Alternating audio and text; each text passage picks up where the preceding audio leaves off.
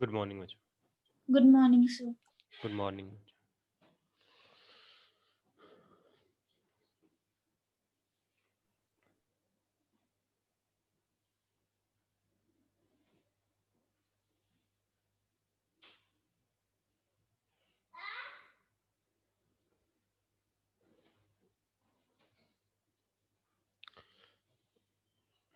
Good morning sir. Good morning. एक तो मैंने आज आपको 2 डेरिवेशंस करवानी है। कल हमने हाइजन प्रिंसिपल पढ़ लिया था। आज बच्चों हम आपको पता है लॉ ऑफ रिफ्लेक्शन क्या होता है एंड लॉ ऑफ रिफ्रैक्शन क्या होता है, ये पता है आपको? What is law of reflection बच्चों? Yes sir. Angle of incidence is equal to angle of reflection. Reflection. और what is law of refraction? n1 sine of angle of incidence is equal to n2 sine of angle of refraction. Clear है ये दो? इसको Snell's law बोलते हैं। ये 2 law तो आपको पता है ना बच्चों। अब ये जो 2 लॉज हैं हमने प्रूव करने हैं by using Huygens principle. Huygens principle जो मैंने आपको कल करवाया था, सॉरी, उसको उसको यूज करके हमने लॉ ऑफ रिफ्लेक्शन प्रूव करना है and law of refraction prove करना है। 3 मार्क्स का लॉ ऑफ रिफ्लेक्शन प्रूव करना आ सकता है या फिर आपको 3 मार्क्स का लॉ ऑफ रिफ्रैक्शन प्रूव करना आ सकता है। दोनों में से कोई भी क्वेश्चन आपको बोर्ड में आ सकता है बच्चों। तो 1 बाय 1 हम डिस्कस करेंगे। आज ये मैंने 2 डेरिवेशंस ही आपको कवर करवानी है, तो आज 2 डेरिवेशंस कवर करवाएंगे। अच्छा बच्चों, मुझे एक चीज बताओ कि आपने एनसीईआरटी की जो एक्सरसाइज है वो आपने फिजिक्स की कर रहे हो या नहीं कर रहे? सर एनसीईआरटी की तो नहीं, मेरे पास एक प्रीवियस ईयर क्वेश्चंस की बुक है, वो कर रही हूँ मैं। एक्चुअली एनसीईआरटी की सबसे ज्यादा जरूरी है बच्चे, एक एनसीईआरटी की और एक प्रीवियस ईयर, ये 2 चीजें हैं। अब हमने 2 प्रीवियस ईयर चीजें तो करनी है। अब हमने 2 चीजें करनी है। एनसीईआरटी की एक्सरसाइज के पीछे जो क्वेश्चंस होते हैं, एक चैप्टर के 30 से 40 क्वेश्चन होते हैं, वो बहुत जरूरी हैं बच्चों। उसी में से आपके क्वेश्चंस बनते हैं। जो यही क्वेश्चंस के बेस पे मैंने आपको ऑब्जेक्टिव शीट बनाई है। इसी क्वेश्चंस के बेस पर मैंने आपको ऑब्जेक्टिव शीट भी बनाई है। वो भी अगर आपने ये एनसीईआरटी की एक्सरसाइज की हुई है तो ऑब्जेक्टिव शीट आप अपने आप कर लोगे। और ये प्रीवियस ईयर क्वेश्चंस हैं। अब हम क्या करें, मैं आपको क्या डिस्कस करवाऊं यहाँ पर? एनसीईआरटी की एक्सरसाइज डिस्कस करवाऊं या प्रीवियस ईयर क्वेश्चंस डिस्कस करवाऊं? सर रिवीजन में हाँ सर रिवीजन में चैप्टर एक बार स्टार्टिंग से थोड़ा फास्टली करवा दोगे? हाँ, वो तो मैं पढ़ाऊंगा। पहले एक दिन मैं आपको चैप्टर गो थ्रू करवा दूंगा, या फिर हाँ, एक दिन चैप्टर मैंने आपको गो थ्रू करवा दिया, फिर उसके हमने एनसीईआरटी के क्वेश्चंस कर लिए, उसके प्रीवियस ईयर के क्वेश्चंस कर लेंगे, या तो ऐसे कर लेंगे हम। Yes sir. ठीक है ना, जो जो मेन मेन चीजें होंगी वो डिस्कस कर लेंगे हम। तो सर एक दिन में चैप्टर हो जाएगा हमारा? ना, एक दिन में नहीं होएगा। एक वीक में मतलब एक चैप्टर, रिवीजन वाला? एक वीक में एक चैप्टर होएगा। एक वीक में एक चैप्टर होगा, उसके एनसीईआरटी के प्रॉब्लम भी हो जाएंगे और उसके प्रीवियस ईयर क्वेश्चंस भी हो जाएंगे डिस्कस। ये दोनों चीजें हो जाएंगी एक वीक के अंदर। तो ठीक है, एक वीक लगेगा एक चैप्टर को। यस सर, मुझे ठीक है ये। कैसे, क्या कह रहे हो? सर मुझे ये पैटर्न ठीक है जो आपने अभी बताया ना, मुझे ओके कोई इशू नहीं है। ओके, मैं आपको चैप्टर रिवाइज करवा के, टॉपिक रिवाइज करवा के उसके प्रीवियस ईयर और एनसीईआरटी प्रॉब्लम्स डिस्कस कर लिया करूंगा। ठीक है, तो इसको मैं करता हूँ स्टार्ट। आज मैंने बच्चों आपको 2 डेरिवेशंस करवानी है। लॉ ऑफ, एक तो है लॉ ऑफ रिफ्रैक्शन और एक है law of law of refraction by Huygens wave theory. Law of refraction prove करना है बच्चों हाइजन वेव थ्योरी को यूज करके। ठीक है, सबसे पहले हम लॉ ऑफ रिफ्रैक्शन प्रूव करते हैं। ये 3 मार्क्स का है, मैंने आपको 2 आर्टिकल्स ये कवर करवाने हैं आज। फिर हमारा इसके बाद इसके अंदर इस चैप्टर में इंटरफेरेंस रह जाएगी, 2 से 3 दिन इंटरफेरेंस को लगेंगे। फिर हमारी डायफ्रैक्शन रह जाएगी, 2 से 3 दिन उसको लगेंगे। हमारा ये चैप्टर खत्म हो जाएगा बच्चों। फिर हमारा लास्ट चैप्टर रह जाएगा सेमीकंडक्टर ओनली। तो करते हैं law of refraction by Huygens wave theory. मैंने लॉ ऑफ रिफ्रैक्शन प्रूव करना है हाइजन की वेव थ्योरी को यूज करके। तो थोड़ा सा बच्चों आपने इसको ध्यान से समझना है इस चीज को। ये एक सरफेस है एक्स वाई, ये ना डायग्राम टफ होती जाएगी बच्चों, एक एक चीज को ध्यान से समझना आपने। एक सरफेस है एक्स वाई, यहाँ पर सरफेस पर हम रे इंसिडेंट करवा रहे हैं। मैंने एक रे इंसिडेंट करवाई जिसका नाम है एम फर्स्ट रे, और एक बच्चों मैंने दूसरी रे इंसिडेंट करवाई ये वाली, ये दूसरी रे है बच्चों, इसका नाम है एन। ये स्ट्रेट है, बिल्कुल बिल्कुल स्ट्रेट है रे। दोबारा ड्रॉ कर देता हूं मैं इसको। यहां पर बच्चों मैंने एक रे डाली है ऐसे सरफेस पर, फर्स्ट रे। एक मिनट दोबारा बना लूं मैं इसको, गैविश को कर। ये फर्स्ट रे डाली है, ये बच्चों मैंने सेकंड रे डाली है। ये एम रे है, ये एन रे है। इसमें बच्चों कोई डाउट हो तो मुझे बता देना साथ के साथ। अच्छा बच्चों मुझे ये बताओगे, अगर ये 2 रे इन्फिनिटी से आ रहे हैं तो इनका वेव फ्रंट कैसा बनेगा? कल मैंने आपको बताया था वेव फ्रंट कैसा, प्लेनर। प्लेनर। अब देखना ये दोनों रेज हैं, इन दोनों का वेव फ्रंट जो बनेगा प्लेनर ऐसा बनेगा। ठीक है, ये जो बच्चों वेव फ्रंट है, ये रेड वाला वेव फ्रंट किसका है? Wave front of an incident rays. कोई डाउट है यहां तक तो पूछ सकते हो आप। मैंने यहां पर एक नॉर्मल ड्रॉ कर लिया ऐसे, नॉर्मल के साथ इंसिडेंट रे जो एंगल बनाती है उसे आई बोलते हैं। ये आई एंगल हो गया। बच्चों तुम्हें ये भी पता होना चाहिए वेव फ्रंट हमेशा जो रे होती हैं उनके साथ 90 का एंगल बनाती हैं। वेव फ्रंट हमेशा इंसिडेंट रे के साथ 90 का एंगल बनाएंगी। अगर ये 90 का एंगल होगा तो ये एंगल बताएगा कोई कितना हो जाएगा, ये वाला एंगल 90 माइनस आई। 90 माइनस आई। ठीक बच्चों, ओके। इसके बाद बच्चों आगे देखो मैं क्या कर रहा हूं। इसके बाद मैंने इसको फर्दर प्रोड्यूस किया, रे आगे चल रही है फर्दर, ऐसे रे आगे चल रही है कंटिन्यूसली। अब जितनी देर में यहां से रे यहां तक पहुंची उतनी देर में ये वाली रे बच्चों यहां तक पहुंच जाएगी ऐसे। ध्यान से देखो, जितनी देर में ये रे बी से लेकर, इसको मैं बी मान लेता हूं, इसको मैं ए पॉइंट मान लेता हूं, जितनी देर में एन रे बी से लेकर डी तक पहुंचेगी उतनी देर में ए रे जो एम रे है ए से कहां पर पहुंच गई बच्चों? यहां पर पहुंच गई।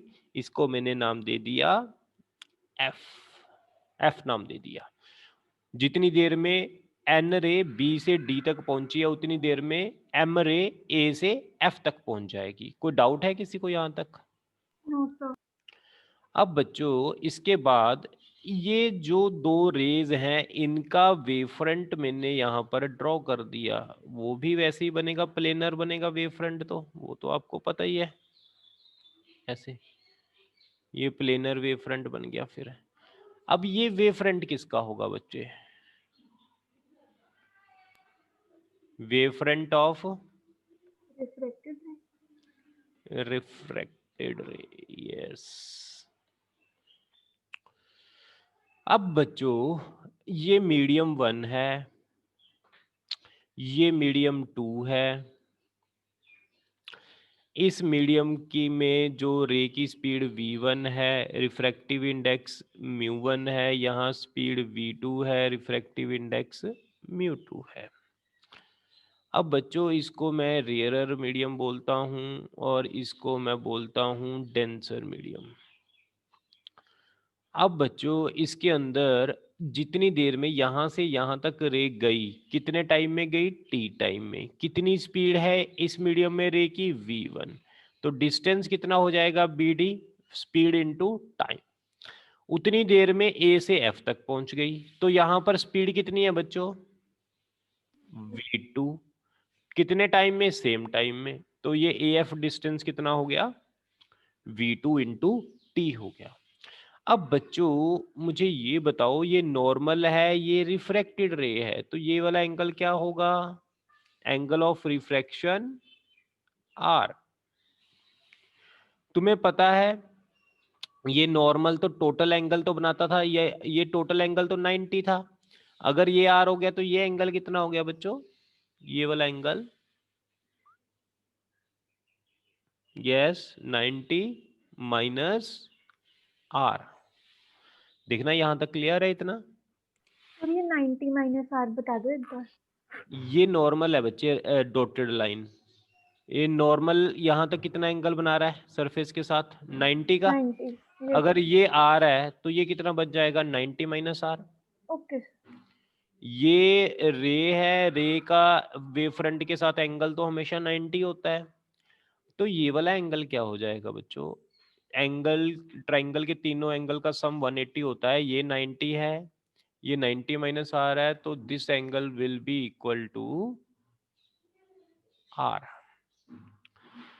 अच्छा बच्चों मुझे ये बताओ, अगर ये आई है, ये 90 माइनस आई है, तो ये एंगल क्या होगा?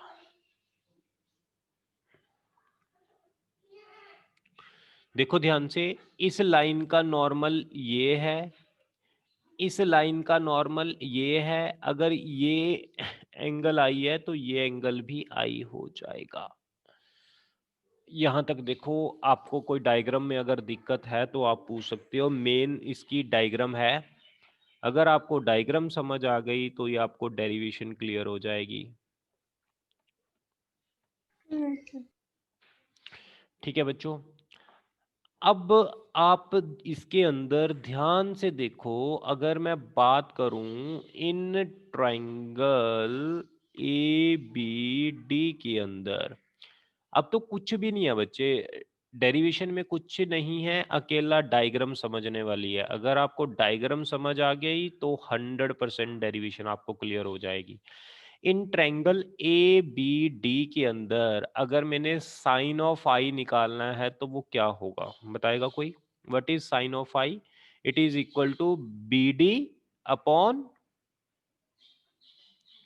Yes, A D. यही होगा इस ट्रायंगल में बच्चों, yes sir. B D upon A D. अच्छा बच्चों, बी डी कितना है? V1t। ए डी को मैंने एज इट इज लिख लिया, ये मेरी इक्वेशन 1 बन गई। इन ट्रायंगल ए एफ डी के अंदर, इस ट्रायंगल के अंदर, ए एफ डी के अंदर, इस ट्रायंगल के अंदर बच्चों मुझे बताओगे कि अगर मैं यहां पर बात करूं in triangle A F D में, साइन आर किसके इक्वल होगा? A F upon, yes, F D. A F upon F D या ए डी? ए डी होगा बच्चे।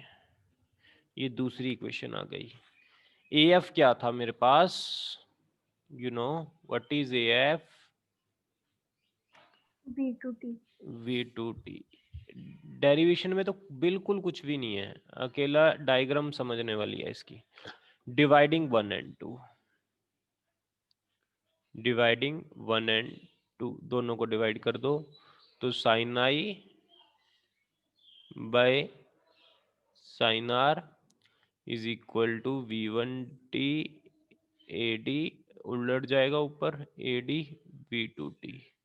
AD AD कट गया, T के साथ T कट गया, कितना रह गया, sine I upon sine R is equal to V1 by V2। बच्चों यहाँ तक देख लो, कोई डाउट है तो आप पूछ सकते हो।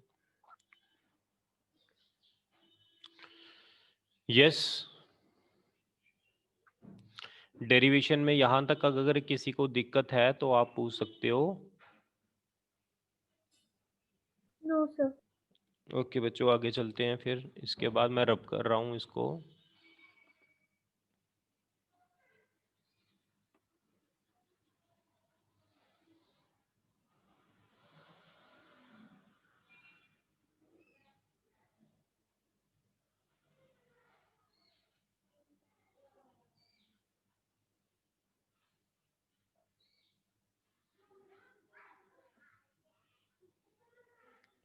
देखो बच्चों, इसके अंदर आगे हम क्या कर रहे हैं फर्दर, यू नो बच्चों कि हमारे पास रिफ्रैक्टिव इंडेक्स किसके इक्वल होता है, C/V के इक्वल होता है, ये आपको सभी को पता है। μ1 is equal to C/V1, μ2 is equal to C/V2। तो μ1/μ2 कितना हो जाएगा, C/V1 C/V2। C से C कट गया तो ये कितना बन गया, V2/V1। यानी हमारे पास क्या आ गया,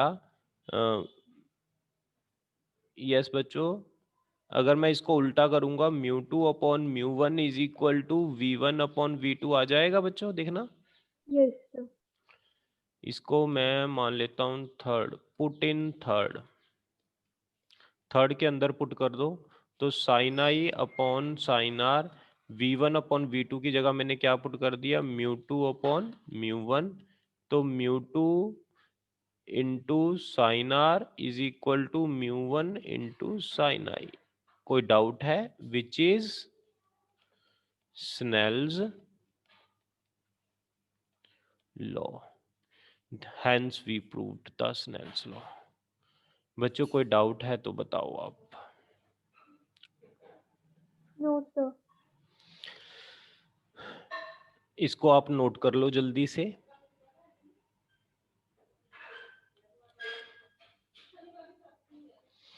जल्दी से इसको नोट कर लो बच्चों।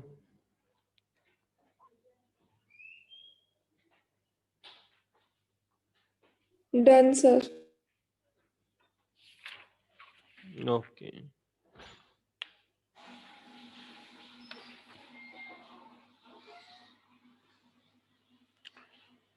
एक बच्चे मैं तुम्हें और चीज बताना चाहता हूँ इसके अंदर।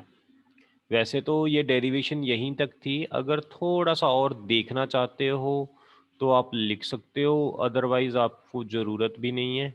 अगर आप लिखना चाहते हो तो लिख सकते हो ये चीज़ जो मैं आपको आगे लिखवा रहा हूँ। वैसे तो हमारी ये डेरिवेशन कंप्लीट हो गई, इसको आप 2-3 बार पढ़ोगे तो होप आपको समझ आ जाएगी, इतनी कोई टफ डेरिवेशन नहीं है, मेनली डायग्राम समझने वाली थी। तो इसके अंदर मैं आपको एक चीज़ और लिखवाना चाहता हूँ बच्चों।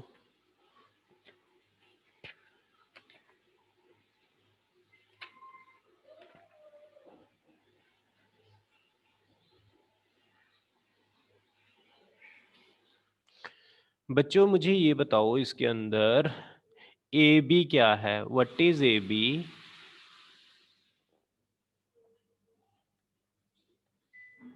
Incident wave front. What is FD? FD क्या है बच्चों? ये refracted wave front. Refracted wave front. अच्छा बच्चों XY क्या है? Plane of refraction. Clear?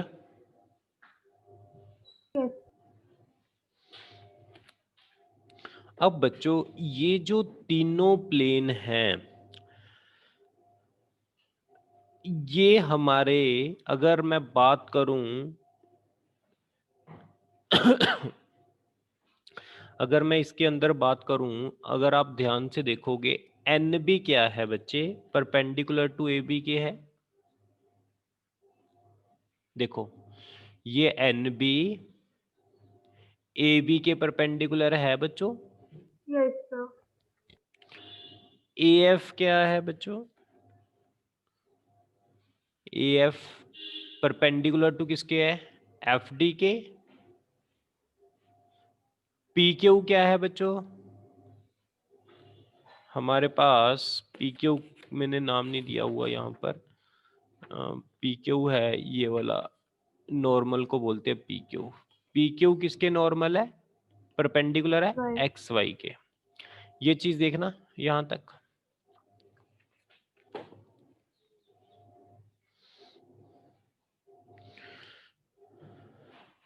Yes बच्चों, ये तीनों इन तीनों के परपेंडिकुलर हैं, यानी ये तीनों सेम प्लेन में लाई कर रहे हैं। बोलो। Yes sir. Yes, sir. These must lie in the same plane, which proves second law of refraction। तुम्हें याद होगा सेकंड लॉ ऑफ रिफ्रैक्शन क्या होता है? Incident ray, refracted ray and normal all lie in the same plane. Incident ray, refracted ray and normal, ये तीनों same plane में लाई कर रहे हैं, और ये तीनों सेम प्लेन में लाई कर रहे हैं बच्चे। ये है incident ray, refracted ray, normal all lie in the same plane. ये आपकी मर्जी है, अगर आप लिखना चाहते हो तो लिख सकते हो, नहीं लिखना चाहते तो छोड़ सकते हो। पहले फर्स्ट वाला लॉ ज्यादा इंपॉर्टेंट होता है, वो लिखना ज्यादा जरूरी होता है। ये तो आप एक सिंगल लाइन लिख सकते हो, incident ray, reflected ray and normal all lie in the same plane. वो कैसे सेम प्लेन में है वो मैंने आपको बता दिया, क्योंकि ये इसके परपेंडिकुलर, ये इसके, तो ये तीनों आपस में सेम प्लेन में होंगे, ये तीनों आपस में सेम प्लेन में होंगे। कोई डाउट है बच्चों तो पूछ सकते हो। Yes no sir. ओके, मैं सेकंड डेरिवेशन करवा रहा हूं, आपने ये नोट करना है तो नोट कर लो। इसके बाद सर विशाल सर रिवीजन ऑफलाइन ही करवाएंगे सिर्फ? नहीं, ऑफलाइन ही करवा रहे हैं वो, ऑनलाइन करवाएंगे? ऑनलाइन नहीं करवा रहे, ऑफलाइन करवा रहे हैं। सर ऑनलाइन पॉसिबल नहीं है उनके लिए? ऑनलाइन ना वहाँ पर अरेंजमेंट करना पड़ रहा है, देखते हैं कुछ कर रहे हैं सेटिंग सी कि ऑनलाइन लगा दें, कर रहे हैं कोई ना कोई सेटिंग, देखते हैं अगर होती है ना तो ऑनलाइन भी चला देंगे। ठीक है, इसको मैं रब कर रहा हूँ बच्चों।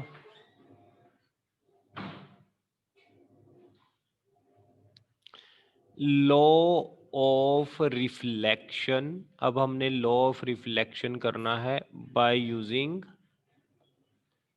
Huygens wave theory. Huygens wave theory से बच्चे लॉ ऑफ रिफ्रैक्शन, हमने रिफ्लेक्शन प्रूव करना है। ये मेरा सरफेस है एक्स वाई,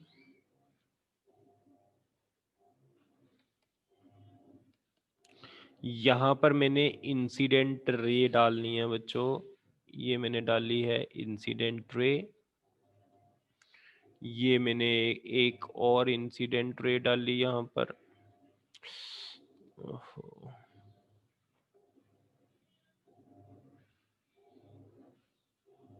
एक और इंसिडेंट रे डाली। बच्चों मुझे बताओगे ये क्या है?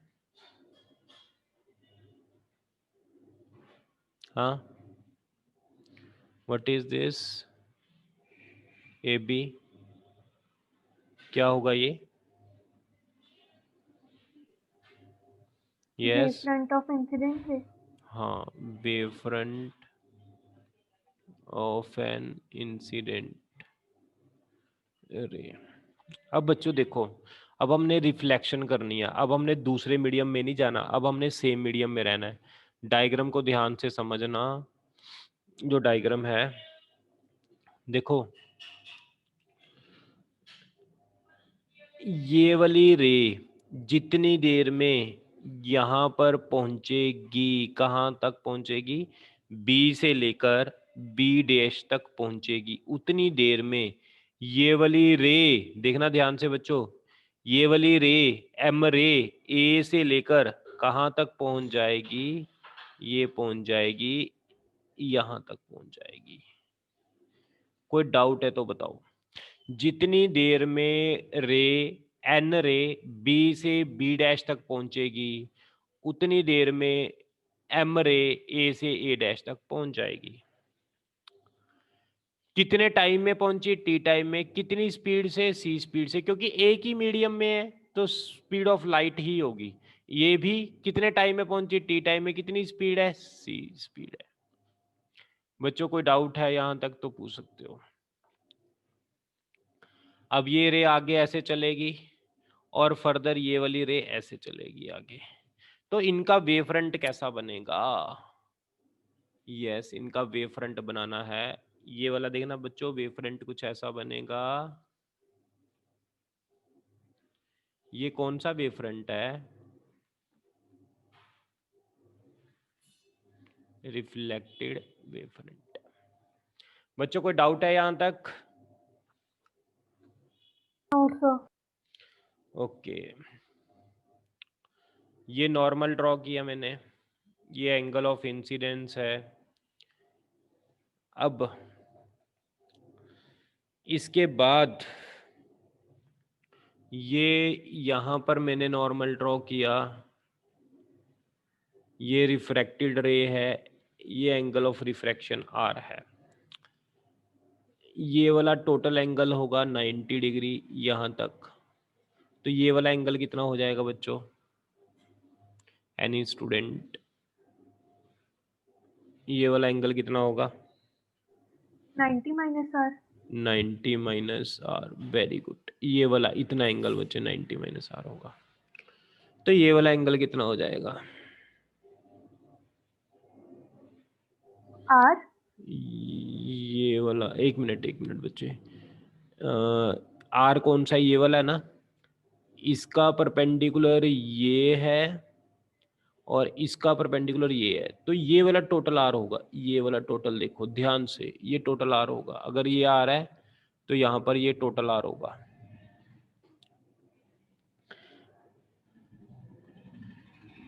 ये कितना होगा बच्चे, ये बताएगा कोई? ये एंगल 90 माइनस आई, तो ये एंगल कितना होगा? ये बताएगा कोई? आई। ओ वेरी गुड, आई। बस ये काम था, क्वेश्चन हो गया अब हमारा। रिफ्लेक्टिंग सरफेस, साइन आई बताओ ट्रायंगल से।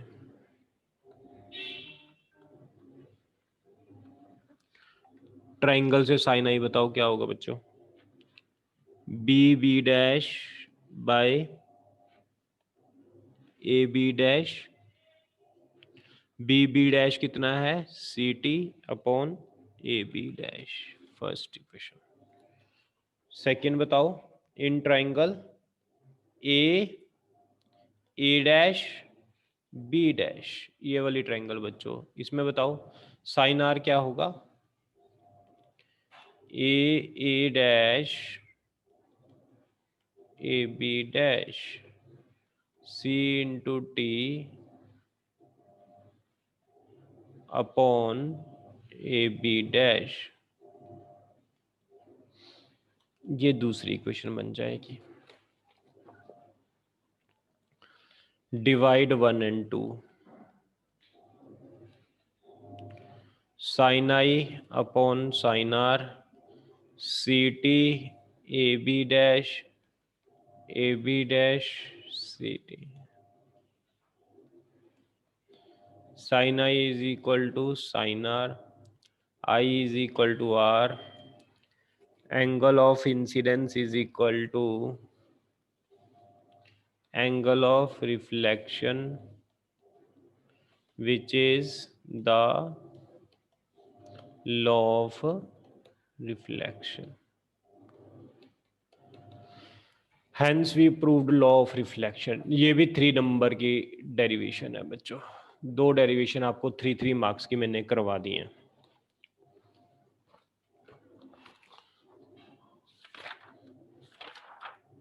हाँ जी बच्चों, यहाँ तक बताओ, अगर कोई डाउट है तो आप पूछ सकते हो। No sir.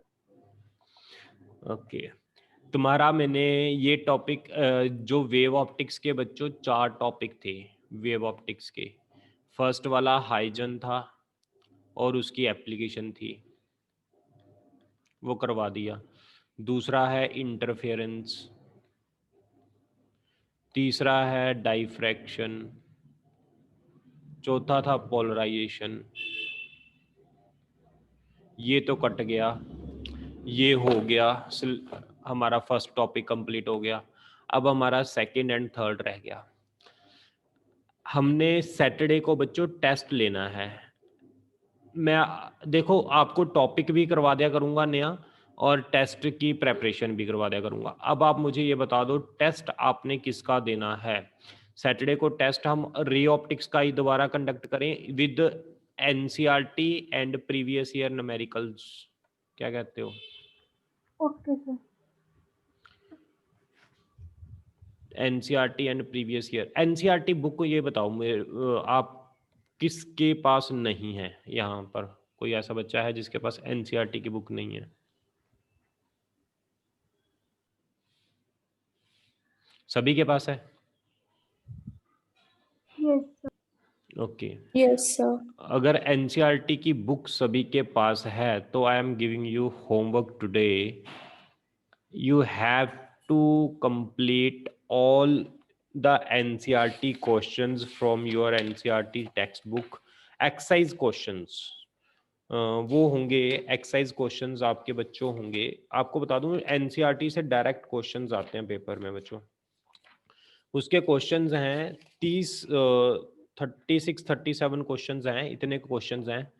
तो आप बच्चों आज वो सारे क्वेश्चंस बैठ के करोगे, और जो जो क्वेश्चन आपको डाउट होगा वो क्वेश्चन आपने मुझे ग्रुप में भेज देने हैं कि सर ये नंबर क्वेश्चंस के डाउट हैं।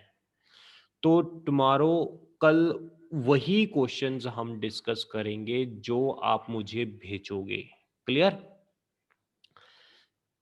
क्लियर है बच्चों? Okay sir. जैसे हमारी Yes, वीक में जो भी क्लासेस होती हैं, 5 क्लासेस होती हैं ना वीक में, 5 में हम 2 से 3 क्लासेस में न्यू कर लिया करेंगे। ये डिपेंड करेगा, अगर 2 क्लासेस हमने न्यू टॉपिक की लगा दी तो 3 क्लासेस रिवीजन वाली लगा लेंगे, रिवीजन एंड डाउट वाली लगा लेंगे। अगर 3 क्लासेस हमने न्यू टॉपिक की लगा ली तो फिर 2 क्लासेस रिवीजन एंड डाउट्स की लगा लिया करेंगे। ठीक है, थोड़ा सा हम ऐसे किया करेंगे, क्योंकि न्यू टॉपिक तो अब बड़े आराम से, अब मैंने टारगेट लिया हुआ है कि आपको पूरा 1 महीना लगाऊंगा मैं। 1 महीने के अंदर अंदर मैं सारे चैप्टर रिवाइज करवा दूंगा आपको। नवंबर तक मैं आपको एक बार रिवीजन कंप्लीट करवा दूंगा, नवंबर तक। ठीक है, तो इसके लिए हमने ये करना पड़ेगा कि मैं डेली आपको नया टॉपिक नहीं करवाऊंगा। जैसे अब मैंने एक टॉपिक पूरा कंप्लीट कर दिया, अब जब इंटरफेरेंस स्टार्ट होगा तो इंटरफेरेंस को चाहे 2 दिन लगे, चाहे 3 दिन लगेंगे, या चाहे 4 दिन, जब तक ये खत्म नहीं होगा तब तक मैं आपको रिवीजन टॉपिक नहीं छेड़ूंगा। ठीक है ना? अब हमारा फर्स्ट टॉपिक खत्म हो गया यहाँ से, तो अब मैं आपको रिवीजन के लिए टॉपिक दे रहा हूँ, वो आप कंप्लीट करो, एक्सरसाइज कंप्लीट करो। और सैटरडे को हमारा जो टेस्ट होगा, अच्छे लेवल का टेस्ट होगा। इस बार सैटरडे को आपने जो टेस्ट दिया था, 1-2 बच्चे ने टेस्ट दिया, ज़्यादा टेस्ट ही नहीं देते, पता नहीं फिर वो मन भी नहीं करता भी किस को हाँ वो करें। आप सभी टेस्ट नहीं देते, क्यों नहीं देते बच्चों टेस्ट? सर प्रीवियस वाले टेस्ट कब तक चेक हो जाएंगे? हाँ बच्चे, वो मेरे 3-4 नहीं हुए हुए।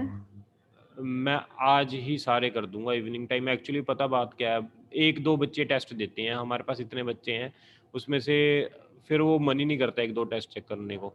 वो मैं आज चेक करके, और जिन्होंने नई टेस्ट दिए हुए ना, वो टेस्ट अपने कंप्लीट करो, टेस्ट दिया करो। पहले आज वाला लास्ट वाला दे दो, ये संडे वाला दे दो, फिर संडे की आज मैं रिपोर्ट, जो मैंने सैटरडे को टेस्ट दिया था ना, वो वाला टेस्ट आज सभी कर दो। जिसने नहीं भी दिया ना, वो आज सबमिट कर दें। इवनिंग टाइम तक 7-8 बजे तक मैं आपको रिपोर्ट उसकी सभी को सेंड कर दूंगा, ठीक है? ओके सर, वो कर दिया था, टेस्ट तो किसने दे दिए थे? सिमरन आपने कर दिया था, 2-3 बच्चों ने किया है और नहीं ज़्यादा किया। मैंने भी किया था सर। मानसी तुमने किया है, ओके। तो बाकी बच्चों ने जिन्होंने नहीं दिया ना टेस्ट, वो आज दे दें। ट्राई करें 5 o'clock से पहले दे दें, क्योंकि मैं 4-5 o'clock के बाद चेक करूंगा, तब सभी के टेस्ट आ जाएं तो ज़्यादा बेटर रहेगा। मैं लिस्ट बनाकर साथ के साथ आपको रिजल्ट सेंड कर दूंगा, ठीक है बच्चों? और आपको कल का होमवर्क पता लग गया? Yes sir. आपने रे ऑप्टिक्स के सारे क्वेश्चंस कवर करने हैं, वो रे ऑप्टिक्स के सारे क्वेश्चंस करने हैं, प्रैक्टिस करने हैं। अच्छा, आपने किसी ने प्रीवियस ईयर बुक ली हुई है, किसी बच्चे ने? सर मेरी रेफरेंस में है प्रीवियस ईयर। कौन सी रेफरेंस में? अच्छा, अरिहंत में। अरिहंत में, हाँ उसके अंदर प्रीवियस ईयर बुक की है वो तो, अरिहंत तो। और किसी के पास है प्रीवियस ईयर बुक? सर मेरे पास यही है, अरिहंत ही है। अरिहंत है सभी के पास? यस सर मेरे पास नहीं। ओके, एक प्रीवियस ईयर बुक बड़ी अच्छी होती है, मेरे पास होती है वो, एक्सेल इन फिजिक्स होती है। उसके अंदर ना बच्चे थ्योरी बहुत अच्छी दी हुई है। थ्योरी के 4 पेज होते हैं, वो 4 पेज पढ़ लो, आपको कुछ पढ़ने की ज़रूरत नहीं है। सर आप एक बार उसके पेपर बैग की पिक भेज देना। हाँ, अगर आपने मंगानी होगी, चाहे फिर आप नेट से मंगा लेना। पहले तो हम खुद मंगवा लेते थे, यहाँ पे बल्क में मंगवा लेते थे, हमें डिस्काउंट भी काफ़ी अच्छा मिल जाता था, फिर वही बच्चों को दे देते थे, हमें तो 40% तक डिस्काउंट मिल जाता था उसमें। तो आप देख लेना, कोई बात नहीं। एक्सेल इन फिजिक्स होती है, एक्सेल इन केमिस्ट्री होती है, ये दोनों बुक्स आप करो। इसके अंदर मतलब प्रीवियस ईयर के साथ साथ ना प्रीवियस ईयर थ्योरी दी होती है, वो बहुत हेल्प करती है। थ्योरी एक चैप्टर की 4 से 5 पेज की थ्योरी होती है, उसमें से बाहर कभी पेपर ही नहीं आता, इसकी ये खासियत है बुक की। और इसके अंदर एनसीईआरटी क्वेश्चंस भी हैं सारे, एनसीईआरटी तो चलो होती हैं हर एक जगह, ये थ्योरी ओके इसकी सर। खासियत है काफ़ी, ठीक है ना? वो मैं अब आपको एक सेंड कर दूंगा, लेकिन आपने जो मैंने आपको काम दिया, होमवर्क दिया, वो आपने करना है आज, और कल हम डिस्कस करेंगे क्वेश्चंस। और इवनिंग टाइम तक आपने मुझे ये भेज देने हैं कि ये क्वेश्चन हमसे नहीं हुए, वही क्वेश्चंस हम कल डिस्कस करेंगे, ठीक है ओके बच्चों? सर। ओके बच्चों, ओके सर। Okay bye.